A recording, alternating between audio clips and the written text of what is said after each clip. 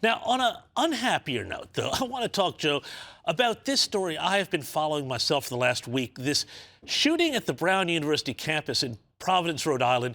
It's a crazy story because the shooter is still on the run. Apparently, they've issued a warrant for somebody's arrest, but they haven't given us the name. There were cameras on campus, but they were disabled because they didn't want ICE agents to use them. This all seems very suspicious, especially when you consider that one of the victims was a rising star head of the college Republicans. What can you tell us about this very strange case? Oh, yeah. I was on the air for 7 hours on Fox News when this broke over the weekend, co-hosting what's called the Big Weekend Show. And I just kept thinking over and over again that, oh, man, the fact that this could be a shooter in a mask. And then there are 800 cameras at Brown University, apparently not many in this part of the building where he carried out this shooting, where he appeared to be targeting somebody. Because, again, on a Saturday at 4 o'clock in the afternoon, the last thing you expect is that there is a review session for a final exam going on in one of the buildings. Saturday is usually a day where, either you're a student, you're studying in your dorm, a library, or doing other, fun things.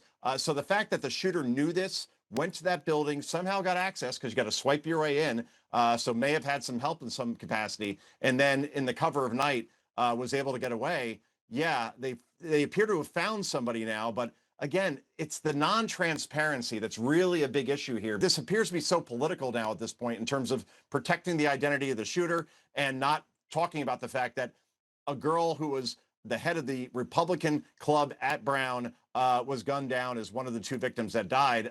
This appears to be targeted, and it appears to be that person that was the target.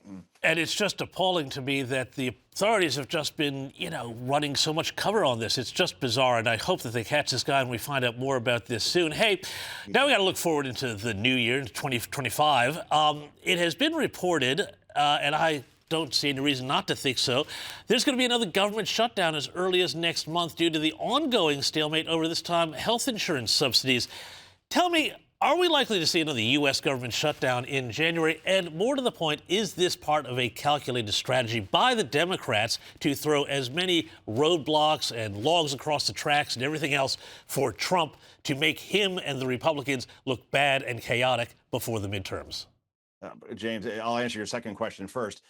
Yes, obviously, Democrats don't care about the people that they are supposed to represent, whether that be military members not getting paid, federal workers not being paid, SNAP benefits not being given out to those who need it most, as far as will they eat tonight or will they not? So they figured it worked for them, I guess.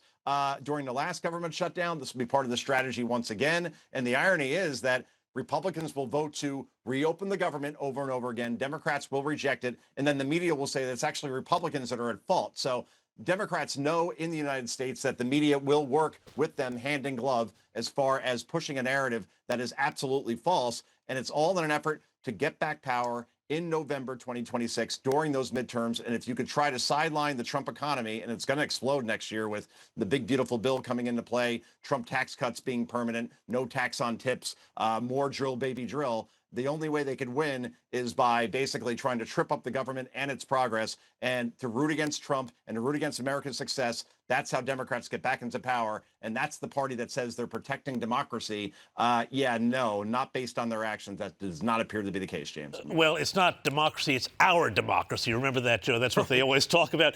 But do you think they might even go so far as to trying to launch another impeachment effort against the president next year?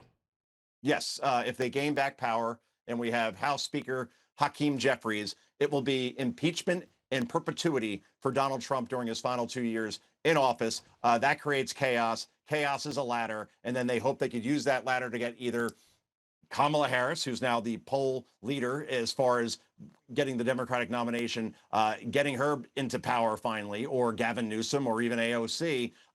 That's the thing.